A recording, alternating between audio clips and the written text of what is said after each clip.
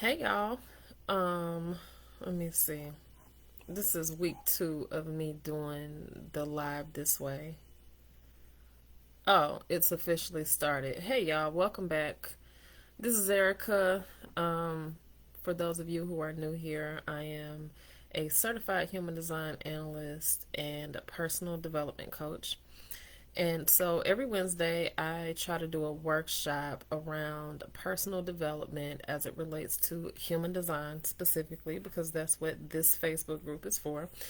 And I just teach you different modalities and different strategies on how to navigate your journey of personal development. Today, we are going through a presentation that I did previously on mistakes to avoid when you're making empowered decisions. Today, that empowered decision is really centered around you being a person who is on your human design journey. Now, I thought this was important specifically because actually that's not working. I'm trying to start the presentation and it's basically not letting me do it. So we are just going to do it like this because I don't understand why it's not letting me do what I need to do. Oh, present. That's what I have to do. Okay. Sorry about that, y'all. So, what I was saying is that, as you're on your journey of human design, especially if you grew up Christian, this is something that may make people who are very deep in their faith make you question it. And so my job here is not to convince you that this is what you should do. This is something that you should have already either made up your mind about, or if you are in the process of kind of trying to figure out whether or not it's for you, I implore you to allow it to be something you do because it resonates with you and not because you feel obligated to do it or because you feel like you're searching for something out of validation and not because you're solid in your decision to do so. I began my human design journey back in 2021, about January or February of 2021, when I got my human design reading. I studied my own design for a little over a year before I got certified, and I have now been certified for a little over 2 years. Human design is something that has changed my life in many different ways, but the primary thing it has done is that it has reinforced what my purpose is through understanding my profile and my incarnation cross, and then also learning how to live by my authority. I personally have a sacral authority as a manifesting generator, and following those gut feelings have quite literally changed my life. So it's something that I became passionate about because I want to help people to live in their purpose, and I want to help people to understand their personal power. And I realize that human design is one of the things that helps to facilitate you learning how to walk in your power. So if you are new to this platform, Your Thriving Place is a subset of Inner Beauty Reigns. I founded Inner Beauty Reigns back in 2016. And so I have been doing the work of a personal development coach ever since, 2016. And, when I got certified in human design, that was where I got certified in personal development. The foundation of Inner Beauty Reigns is to teach people how to heal, evolve, and thrive. And so, learning your human design helps to facilitate all of those things because there's a process that you learn in doing your human design analysis that helps you to decondition from things that you have been conditioned to believe about how you're supposed to live your life or how you're supposed to operate. So, there's healing in that. The evolution comes in learning how to execute your human design, or not even just execute, but learning how to embody your human design so that you can live a more effective life. And then Your Thriving Place was born out of realizing that when you learn to embody those different elements of your human design, that's where you get into alignment and start to live from or in your thriving place. Okay. So, this particular masterclass that I created a few years ago was rooted in me kind of going over in my mind a situation that I had experienced at the time and learning what mistakes I made, and then understanding how I could move forward and not repeat those mistakes. So here we're defining what a mistake is. It's an action or a judgment that is misguided or wrong, or to be wrong about something. Making a mistake doesn't make you a bad person. It simply means that you did something that was either misguided or wrong. Yes, you may have been wrong about something, and that's okay. We all make mistakes. It's okay to make mistakes, so as long as you're not continuously repeating the same mistakes over and over. The first mistake that I want to talk about here is the importance of not feeling obligated to explain yourself. When it comes to embarking on your journey of human design, it's and I mentioned being a person from the church specifically because that has been my journey. And as I have been navigating decolonizing my faith and letting go of a lot of the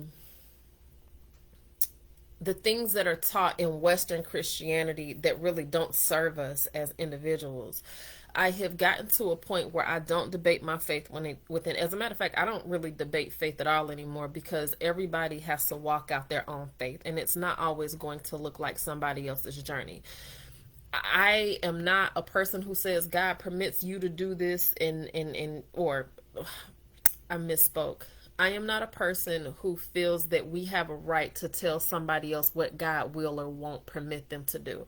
I believe that we have to walk out our own journeys, and some of us will be able to do certain things and not suffer the same consequences as other people because we've been graced for those things in our journey. And I know for some people that sounds unfair, and it's why would you be able to get away with this and I don't? And I learned not to question that because I learned, according to my purpose, there are certain things I cannot do. Where I tried to do things that other people did that they got away with, I always got caught. And so I learned very quickly I cannot do those things. But as I learned and grew in my human design journey, I learned, according to my profile, I was created to be a role model. Role models aren't supposed to do certain things, and that was what I had to learn to embrace about my journey. So don't feel obligated to explain every single facet of your journey to other people because people aren't always going to understand. People are going to try to talk you out of things that don't necessarily align with what they think your life should be, but that's not your problem. You have your own journey to follow, and you have the ability to tap into your own spirit and hear from God for yourself.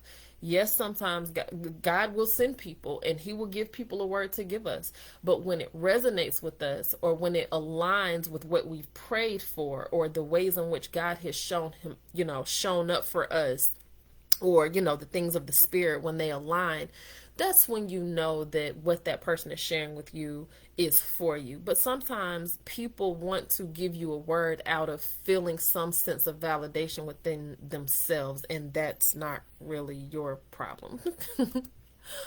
So the next mistake is feeling guilty for choosing yourself. This piggybacks on what I just said because a lot of times people aren't going to want you to elevate or move forward because it benefits them for you not to do that. So it's important for you to be mindful of yourself first. And when I say that, I know that a lot of times we're taught, well, no, you have to think about what you do and how it affects other people. There has to be balance in that. But you must always be mindful of how you executing your journey is going to affect you first, because if what you're doing doesn't serve you and it keeps you from showing up in the way that you're supposed to, or it keeps you from being in a healthy state, mind, body, or spirit, then you shouldn't do it.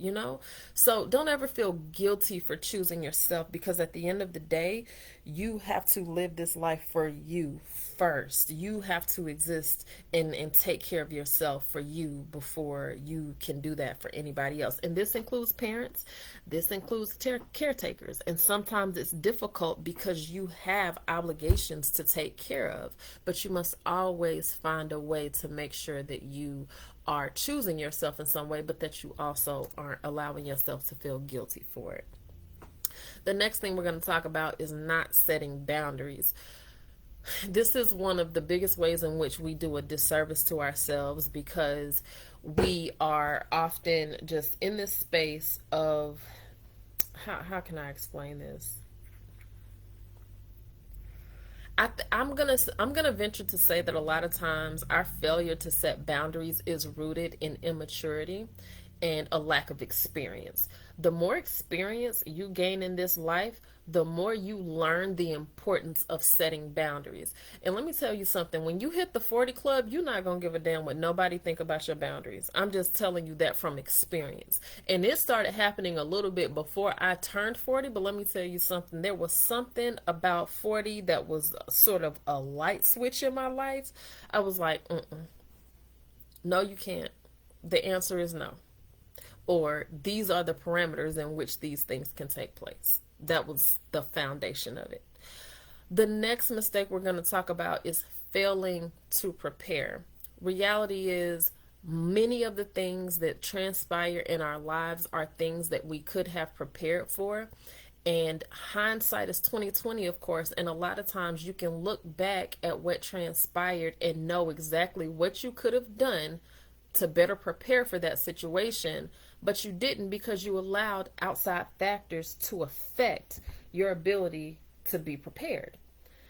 One of the things that being a caretaker has taught me is the importance of, because what I've noticed, especially since I've been learning to embody my human design, I've gotten to this space where things will illuminate to me, and it's typically something that will set me up for success. So the example that I'm going to give is when I spend the night with my grandparents, when I help to take care of my grandmother. One of the things that I realized very quickly was that if you make sure that she has on clean undergarments before she goes to bed, it reduces the likelihood that you'll have to change the sheets the following morning. And so most of the time I'm able to actually do that when I'm there, because, that's the whole point. I'm there to help. But what I realized, that like in the first like couple of weeks of me learning that about helping to care for her, I would have this moment before it was time to go to bed where I'm like, well, we just changed it a couple of hours ago, so it's fine. But, oops, that's my alarm to go get my son. We got a few more minutes, but what I wanted to share is that each time that I noticed it or thought about it but didn't do it, I ended up having to change sheets the next day. So that was my lesson. Make sure that you change it. Even if you think you already changed it, or even if you think she can make it through the night, go ahead and give her fresh undergarments so that you won't have that problem. And that has fared well. So although that's sort of a I'm going to say like kind of a minor example, because there are bigger ways in which we prepare in this lifetime, right? Like maybe you want to go back to school, or maybe you're starting a new job. Like there are always opportunities for us to learn, and we've had Google for quite some time. But now we have Chat GPT. So if you don't know something, you can literally plug your question into Chat GPT and then add to it, please give me step-by-step instructions on how to execute this, or how to create this, or whatever the situation may be. But we, as time goes on and as technology continues to advance, have less and less excuse to not be more prepared. Okay? So mistake number 5, dragging people who don't want to go. This is important because a lot of times we think that taking these people with us is the best thing because we want them to have success the same way we do. Maybe you want one of your best friends to learn their human design too, because you know that what it has done for you. Reality is, if somebody is not there, they're not there. But what happens when you try to drag people who don't want to go is you end up carrying dead weight, because you're dragging somebody who doesn't even actually want to participate. Let go, because you're only doing yourself a disservice by trying to take people who don't want to go. It's also a waste of your time. You're only delaying your blessings. You're delaying being there for the people who are assigned to you when you get aligned, wherever it is that you're supposed to elevate to. And so you just save yourself time and energy by not trying to drag people who don't want to go. Okay. Now, mistake number 6, carrying baggage. Now, this is similar to failing to prepare, but the difference here is understanding the need to let go of not just people, but things, emotions, situations, things that you haven't forgiven people for. There are so many different things that fall into this category. It reminds me of a talk that I did years ago at a conference where I talked about, well, the title of my message was "What's in Your Bag?" And I talked about the baggage that we carry around in our lives. And I implored people to consider what's in your bag, what's in your luggage, what do you carry from situation to situation, relationship to relationship, in hopes that these things are going to somehow change just because they show up in these situations. No, baggage isn't going to serve you. You have to be, and I say baggage isn't going to serve you. It's important for you to consider what's in your bag. And then if you're going to pack a bag, make sure it's things that you actually need, like common sense, wisdom, consideration,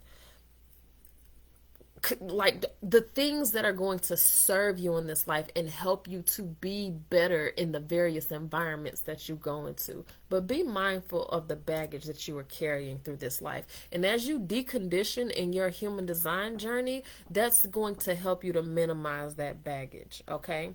Now, the final mistake we're going to talk about is not allowing yourself to go through the process.